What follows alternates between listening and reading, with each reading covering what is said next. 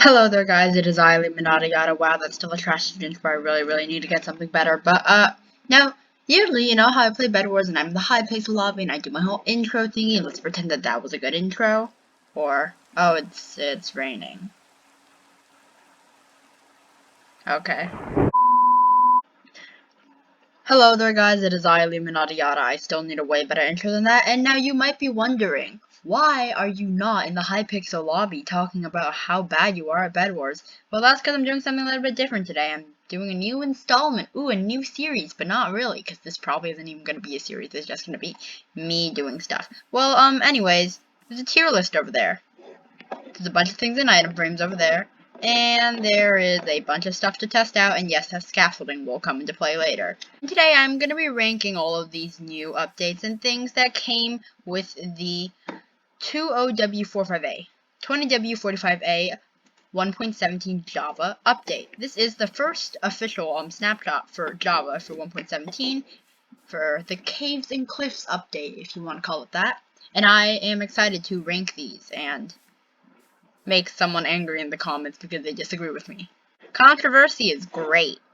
Oh yeah, one other thing. By the way, if you are interested in reading more about the actual snapshot, I will put a link in the description below that leads to the Minecraft.net site, and then it has this all the notes and stuff about the snapshot. One other thing I wanted to mention is that I will not be covering all of the notes. I'm just going to be doing, like, the more important stuff that actually kind of stood out to me. If you want to actually have, like, more information, I would suggest either actually reading the snapshot notes or to find someone else's video. This is simply me just being judgmental. So let's start off with the bundle. So as you can see over here, this is the crafting recipe for the bundle. You know, when I first saw the bundle, I thought, oh, it would be like, you know, a super simple item that you could easily get in game for like the early players when you like just started a survivor world. But no, this is difficult to get. This is very difficult to get. String, it's actually easier to come by than rabbit hides, because one, you have to find a rabbit, and two, you have to kill it. But like, hey, there's actually more use for rabbits now, I guess. So the bundle works by being able to put a full stack of items, of any stack of items, any kind of mixture of items, into one of these.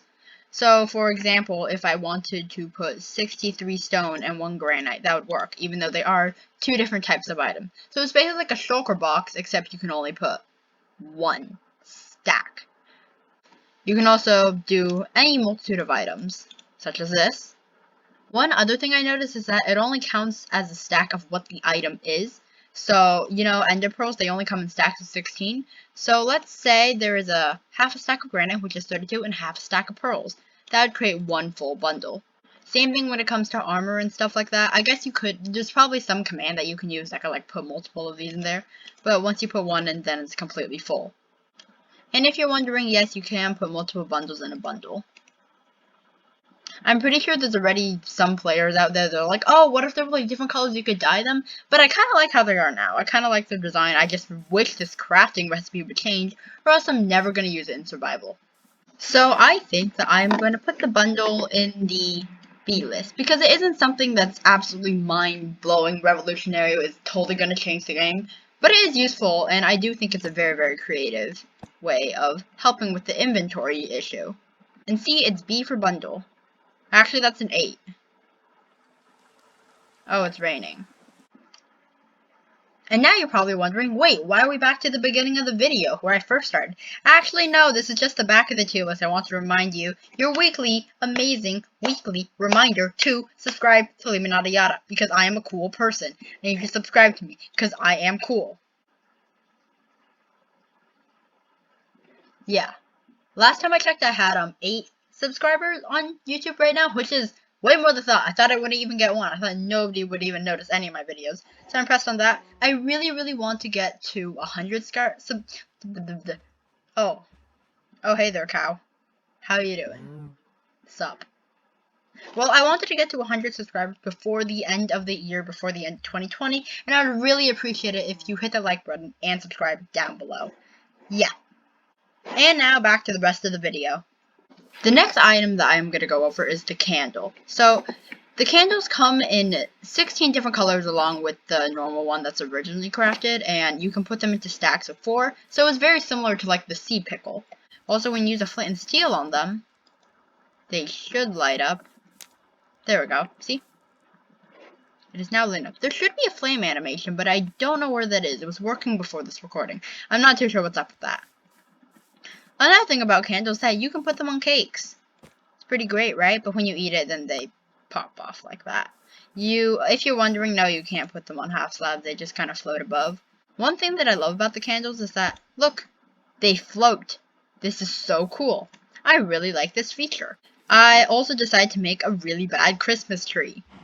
This is just so beautiful. Let's make this little mantle place, which I actually think looks decent. I don't know what's up with the flame animation. It was there, I promise. This, by the way, is the crafting recipe for a candle. So, yay! Honeycombs have a use, for once. So, it's string and a honeycomb, and then if you want to dye it, just take the candle and a dye. I personally think that the candle deserves a higher spot than the bundle, because I just love how it is. And I really, really hope that they make sure that gravity does not apply to it in Minecraft, because floating candles are just so cool. Besides, I also really, really like all the different colors as well. During the Minecon Live, we weren't actually able to see a lot of the candle, and we only saw it in a very brief glimpse during the part in the deep dark with the warden. But I'm really happy that this got added. So the next thing on 1.17 is the lava cauldron. So I'll take all these, all lava, ta-da!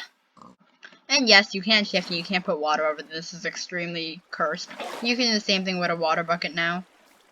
Except you can't really see it because the lava is on top of it. But take rid of the lava. Water's still there. Strange, strange things. One other thing that I did notice, let me go into game mode survival for this, is that you put a lava bucket in, you put a water bucket in, you don't get the lava back. I don't know whether this is a bug or something, or if they're actually going to fix this. If it isn't, I'm very confused, because that's not actually... I know that Minecraft isn't exactly, scientific, but if you put lava and then water, the lava should come back. You can, fill it with, you can grab the lava with an empty bucket, but when you use water, it just doesn't there. The thing about lava is, lava's great, and I want to save my lava. Because you can burn it, and I just think that's neat. I think I'm going to give the lava cauldron a solid, I'm going to say it's a C for cauldron. Aha, I'm so funny. I'm going to say it's a C only because it isn't some huge change. That's also not, it's not like the bundle or anything. It's not like revolutionary or anything. But I think it's useful. You get like a trash can now that isn't just like a cactus or a hole with lava in it, which is pretty nice. I think in nether builds now, we're probably going to be seeing a lot of those lava cauldrons around. The next thing that I wanted to talk about is, oh boy, there's a doozy. It is copper. Copper is the new ore in 1.17. Here is the copper ore, and this is what that looks like. I really, really like how the design is different, and it isn't just the usual stripey thingy that we have. So I do like the different texture. This is how you make a copper block, and I think it's like 60 to 80 Minecraft-ish days for it, for the stages to go to this block to the next block. So, if you want to get all the way over here, and by the way, these are going to be very precious blocks, especially in survival mode, because they're going to be so difficult to get. So, let's say it takes 80-ish days, Minecraft days. So, math time. So, one Minecraft day is around 20 minutes long, and 80 of them would mean that is 1,600 minutes long. And then that times 4 is 6,400 minutes long, which is like 10.6 hours. So to get from this to this, that takes around 10.6 hours at one of the longest points. That's a lot of time. So yes, these are very, very precious blocks in survival. I do really, really like how they slowly, is it oxidize? Is that the word? I really hope it is. I really like how they slowly oxidize from one to the other. And I think it's a very cool and new, thing in Minecraft. Yes. You can also make cut copper, which is out of 4 of the copper blocks, then it has this crisscross thing. You also have the cut copper slabs and the cut copper stairs. I don't think there is a stairs and slab version of these. I think they only have it of these. I don't know whether that's actually going to stay or not, or they're going to change it. One other thing, you can also wax them. So if you want it to stay in this state, just add a honeycomb to it in the crafting table. Also, there's a new thing. Wax slightly cut copper stairs is officially the block with the longest name. Congratulations, I give you a singular applaud. So, hi, Editing L here. So, what was that clap I just made? It was like echoey and wet. It was so weird. I don't know what happened with the microphone over there. I don't understand that at all. Anyways, back to the video. I personally love these two new additions to the game. Because, one, I love the screen. It's going to look super cool underwater. And I really think that adding a new ore to the game is a good way to, you know, change it up a little bit. So, both of these are going to definitely be S tier stuff. So the next thing I want to talk about is the Amethyst. So this is the Amethyst block, and this is the budding Amethyst. Amethysts do grow on all sides of the budding Amethyst, which is really cool. Over here we have the 4 stages of the Amethyst growth. You have the small one, the medium one, the large one, and this is the Amethyst cluster. And of course, since this is a snapshot, you can do stuff like this. Ooh, duplication is so beautiful. Another thing that I want to talk about amethysts are the amethyst geodes. So you can see 3 in this section over here. I guess 2 of them are very close in a mine shaft. I'm unsure exactly what Y level they spawn at. This one seems to be pretty high up at Y level 30. They all seem to spawn underground, but this one over here, it kind of spawned like under the ocean right over here. And I really like how this looks. It's because this amethyst geode right here gives you a really good look at exactly what blocks it has and how the spherical shape kind of works. So over here you have 2 new blocks, tuff and calcite. So the very outer shell of the amethyst geode contains tuff, which is a really nice looking block. I really like the gray and I really like the different types of textures. It kind of reminds me of dead coral. The calcite, on the other hand, kind of reminds me of diorite or polished diorite or bone blocks. And inside here is the amethyst geode. So, to my knowledge, I think using a silk touch pickaxe can't even move these. You can move the amethyst blocks, but not the budding amethyst. So I think if you want to create a farm growing these crystals, you're going to have to make one where the amethyst geode is already located. I honestly still can't get over how I found one of these, like, right underwater, yet still above. It looks so nice. Ooh, there's even copper ore over here. Hello there. Now that you have seen the amethyst geodes, I think it is safe to say that these are both S tier stuff, most definitely. They really are beautiful, and I really like the way that both of them look. I'm excited to use them in any of my other survival worlds, especially that one underwater one that was like halfway underwater. It looks so cool! I still can't get over it. The next thing that I want to talk about is the lightning rod, which is made by 3 copper ingots in a row. So over here I have a lightning rod set up, and honestly, the color, like, at the top seems a little bit too bright. I'm kind of digging the more brownish orange underneath, and I wish it was kind of like that for the entire thing. Basically, what the lightning rod does is it's supposed to attract lightning in a certain radius. I'm not too sure what radius it is. I think I saw in another video it was like 4 chunks, so it's like 1, 2, 3, and 4 if this was in the middle of a chunk. I'm not too sure if thunder is going to strike, so I'm just going to wait here, I guess.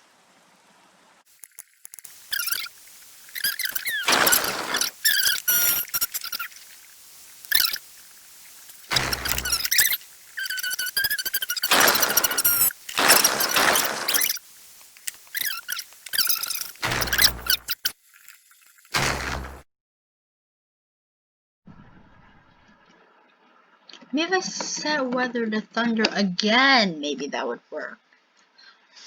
No, it doesn't. Also, one other thing about the lava cauldron. You know how cauldrons usually fill up when it's raining and then there's water in it? Well, that's kind of... Since it's a lava cauldron, nothing really seems to be happening. Cobblestone cauldron. Obsidian cauldron. Now I'm just talking about the Phoenix SC video. Oh, you saw it right there, right? Yes, that just happened. Wow, I'm so amazing. I'm gonna set this weather clear. It's because this rain is really bothering me now.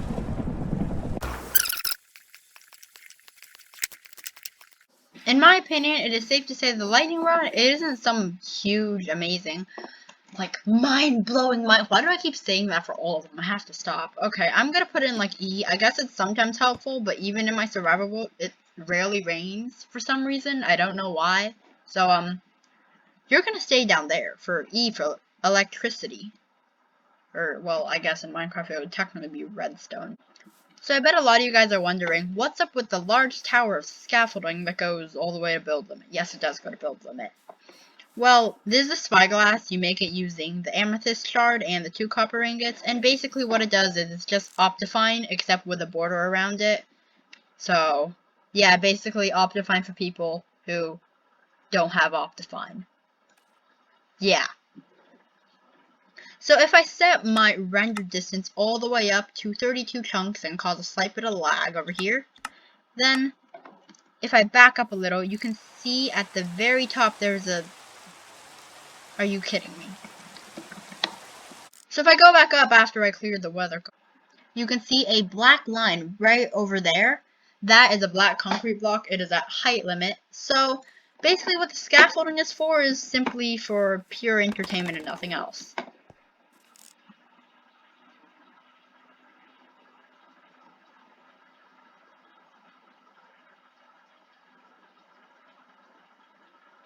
And there's the black concrete block. So it definitely has enough render distance to actually see things that close up.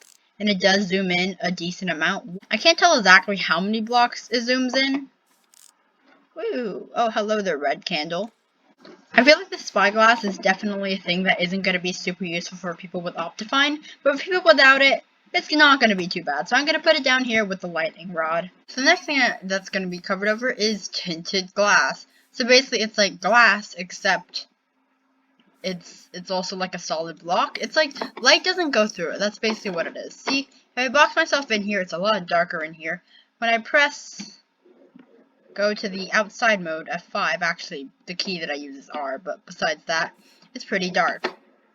Although if I do this for some reason, it just shows me, even though over here, like, I'm still lighter. I'm not too sure exactly how this mechanic is supposed to work, but I think in general it basically just means that sunlight will not be showed inside over here. Here's the crafting recipe for it. So just a glass block with amethyst shards around it.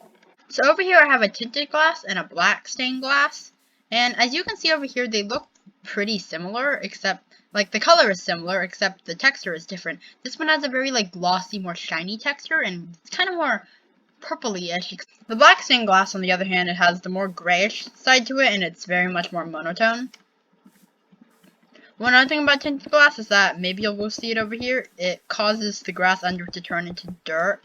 Come on, turn, please, or else it's gonna look super stupid. Yeah, over there. See over here? Since light doesn't come through it, then it causes the grass to turn to dirt. So I think the tinted glass is a really good addition to Minecraft. I really like the mechanic and how it works. I wonder if they're gonna add different like stains to it. Maybe there's like a red version or a green version or other things like that. But for now, I'm gonna say that is a solid B because I really like the mechanic and I really like how it is. And it's raining again. So that was the end of all the main 1.17 stuff, and now we just have these two over here. The first one is that path blocks are now able to be made from all of these different types of dirt. I think originally it was only regular dirt and grass, but now you can do path blocks with still regular dirt, but now you can also do it with coarse dirt, the regular grass, but now you can also do it with mycelium and podzol. So I think that's actually pretty cool. I don't think this mechanic adds anything extremely useful to the game, so I'm going to put it down in the E, besides it's not one of the main 1.17 updates, but I do appreciate it, and I do think it can be very useful. So the last thing I wanted to go over is underwater rails. So exactly how this works is basically, you can now put rails underwater, which is like super cool. See? I think you do also move slower while underwater. You can completely submerge yourself and go submarine mode and everything. So this is extra awesome. I really like this mechanic, and I'm probably going to end up using it a lot more in my survival worlds. Now, you know the best part about this, if you ever need to transport things across large bodies of water, you could just put the rails underwater. This is so much more convenient than building those really long pathways across the water. Now to rank the underwater rails. Okay, well, you see... Oh, it seems I've made a mistake. Sorry, give me a second.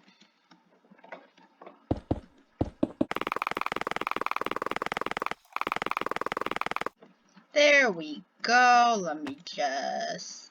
There. Okay. I think that looks pretty good. So this right over here is my tier ranking of all the major, or in my opinion, the things that really stood out to me. 1.17 Snapshot 20W54A. I said that the first go. I'm really proud of that. This is all the tier ranking. There's nothing on the F tier, which is great, which means that They didn't completely fail. I'm using extremely judgmental. Honestly, I kind of want to move the lightning rod to an F and the spyglass to an F, but I'm going to keep it up there just for the people who don't have Optifine and for the people who happen to have like thunder in the survival world like super often. So in the E category, we have the lightning rod, the spyglass, and the dirt paths. Nothing in D. In the C, we have C for cauldron. Then in B, we have the bundle, the tinted glass. A, we have the candle. And in S, we have copper, the weathering of copper, the amethyst. The amethyst trio's in all the way up here, exactly where it belongs. We have the one and the only, and I have to keep talking before I get up here. We have the one and the only underwater rails. And honestly, I think that this deserves a higher spot. I was just too lazy to build any higher. Well, I hope you guys enjoyed this video. Again, if you do want to check out the actual snapshot notes, I will be linking that in the description. So, thank you for watching. I hope you have a nice day. I need better outro. I still need an intro and an outro that are good. Hey, put them in the comment below. Put them in the comments below. That would be pretty great if you ask me. If you put them in the comments below. While you're down there, you know, press that like button. Click the subscribe button. Wait. Yeah. You should subscribe, by the way. Last time I checked, I had 8 subscribers. I kind of want to have 10. It's because 10 is a double digit, and that's like double digit. And it's raining again.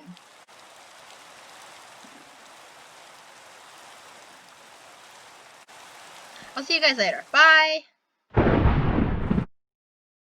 Wait. One other thing before you go. So Jimpix, you might not know her, but she has recently uploaded a video of her playing Among Us, and I am in that video. I am the lime character with the green fedora. My name's Elle. Anyways, if you want to see me play Among Us instead of the usual Minecraft thing, go check her video out. Now here's like the actual end card. There you go.